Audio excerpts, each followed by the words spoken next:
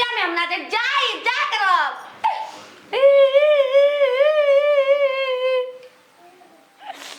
रारी भत काटी सवती अपना के साड़ी किन ले हला सो अपना के साड़ी किन ले हम ना करे से तो आम खात हम खटाई खाइम लइका होई आ शादी करम पूरा गांव के बोलाइम तो के ना बोलाइम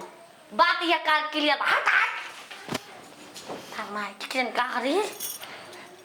फूल फूला भाई जे हम दुआरी का होई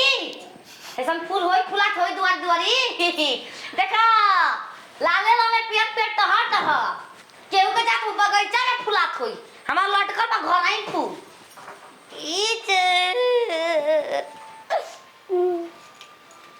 पगली रानी मोए गांव के करिया होती है। अरे पगली चला बाबा कटन सब के रे नारी जब देखा मुंह में से 50 गाड़ी और से मुंह तोड़ देला कहीं उन्ना उठा रही ना बोला खाट खाए के मन नहीं कर लेकिन तबो खाइम लइका होई खट्टा खरस लइका हो जाला तब का सुन ले बानी ए रा लइका होके करला तब खट खाए के मन करे नहीं खटा खबू लइका हो जाए सुन सुन सही में होके के देखे ना होके को तो बाजा लगे पूरा गांव में बाजा बजा तो हमार पतो के लइका गोपलासी गोपलासी मोरा बियाह में कुकुर नाची किन होई कुकुर तो न चले रहा सा दूध गो न चले रहा सा बियाह के बाद धार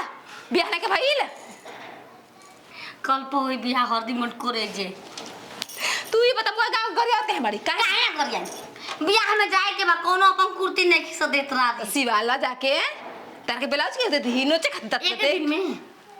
12 बे दर्जी सी देला एक के दिन में हां कल नाप चाहिए ओकरा के तो हम जाके अपन नाप दे देते नहीं ब्लाउज दे हम दे दियो करके नाप दी एक छियतरो हम खुद जाऊंगे अपन सिवा के लेके आऊंगा भी जा रहा हूं देखा रे वाली इतना हरामजादी भी घर में के कनिया के तो कोनो मरमे नहीं खे कनिया का काला लगा ले बेल झोला मोकरा मुंह पर 13 बजता झोला मोकरा लगा से नीमन पतो कहियो ई राड़ी जाके लड़ाई मत करे।